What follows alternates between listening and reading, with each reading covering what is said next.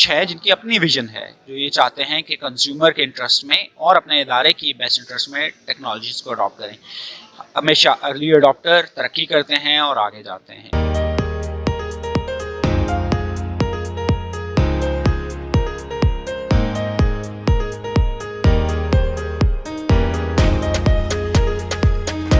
रिजवान साहब, कैसी जा रहा है अब तक का एग्जीबिशन का एक्सपीरियंस? आज डे 2 है। गुज़िश्ता कल आज के इवेंट के साथ एक कॉन्फ्रेंस भी कोलोकेटेड थी जो फ्यूचर टेक्नोलॉजीज़ इन फूड मैन्युफैक्चरिंग इंडस्ट्री के ऊपर थी। उसमें मेरा की नोट था, उसके मतलब मैं ज़रूर बात करना चाहूँगा to use this opportunity. In US there is an upcoming act, 2026 जनवरी से वो लागू होगा, फूड सेफ्टी मॉडर्नाइजेशन एक्ट। दुनिया भर में आज भी हर साल 600 मिलियन से ज़्यादा फूड बॉर्न इलनेसेस के केस होते हैं और यूएस बहुत फूड सेफ्टी के ऊपर उनका फोकस है, फर्स्ट वर्ल्ड कंट्री है, वहाँ पे भी 48 मिलियन सच केसेस एनुअली होते हैं। तो उसको अवॉइड करने के लिए US food and drug administration ने एक कानून निकाला है। उसकी कंप्लायंस के लिए प्राइमरली वो स्टार्ट में फ्रेश प्रोड्यूस पे होगा। हमारा एक सोल्यूशन है, उसका नाम है फूड ट्रैक्स। वो ट्रैक, ट्रेस और verification of foods ingredient, processes, उसकी transportation, handling till the end consumer, वो हेल्प करता है रिकॉल मैनेजमेंट में।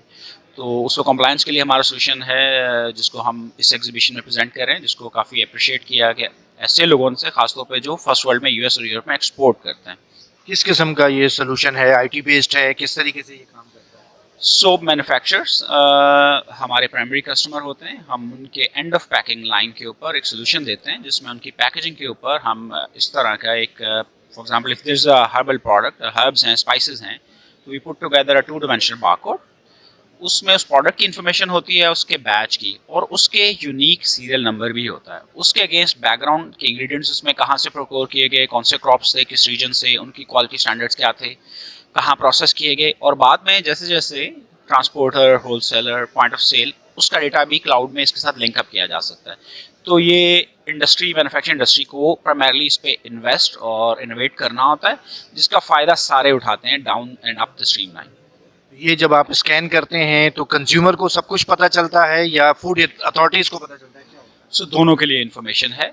फूड रेगुलेटर है फेडरल लेवल पे, अगर प्रोविंस या स्टेट लेवल के ऊपर, तो उनके पास इन्फॉर्मेशन ज़रा उनके मकसद के रिलेटेड ज़्यादा क्लाउड फेच करके उनको प्रोवाइड करता है, जिसमें उनको वेरीफाई करना होता है कि सर्टिफिकेशन स्टैंडर्ड्स वगैरह क्या होते हैं, और कंज्यूमर को उसकी तरह की इन्फॉर्मेशन मिलती है। दोनों के लिए अलग अलग ऐप है और एपीआई है।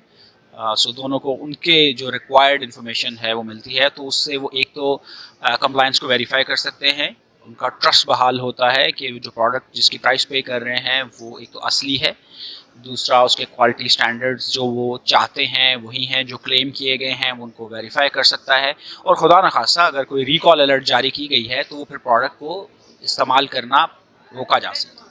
अच्छा, यहाँ पे एक सीक्रेसी का भी इशू होता है ना। इंडस्ट्रियलिस्ट को वैसे भी अपने सारे जो जहाँ से वो परचेज कर रहा है तो उसका भी सीक्रेसी रखना चाहता है, और ओवरऑल पाकिस्तान के अंदर भी एक माहौल अजीब सा है कि हम हर चीज़ को छुपा के रखना चाहते हैं।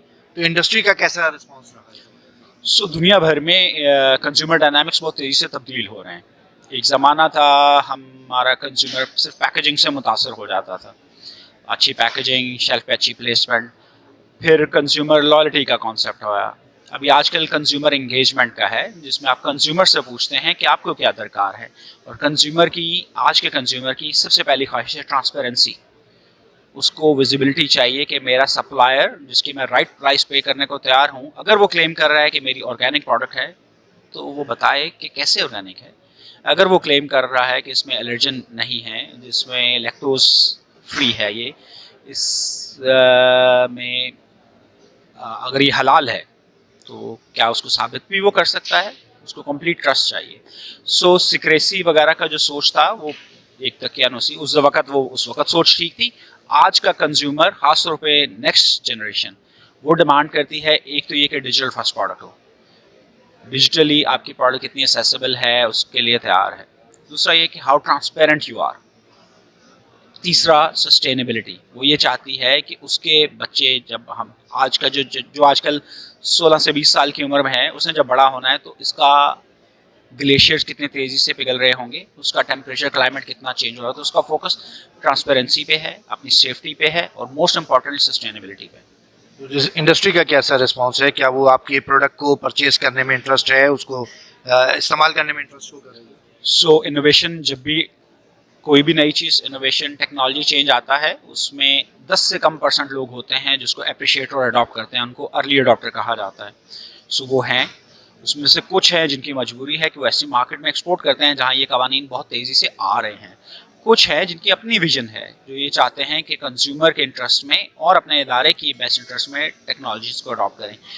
हमेशा अर्ली अडॉप्टर तरक्की करते हैं और आगे जाते हैं, बाकी सब भी फॉलो इवेंचुअली करते हैं, कुछ मजबूरन, कुछ चूंकि सबने कर लिया तो वो पीछे नहीं रहना चाहते, लेकिन सबसे ज़्यादा फ़ायदा अर्ली अडॉप्टर ही उठाते हैं। Thank you very much sir.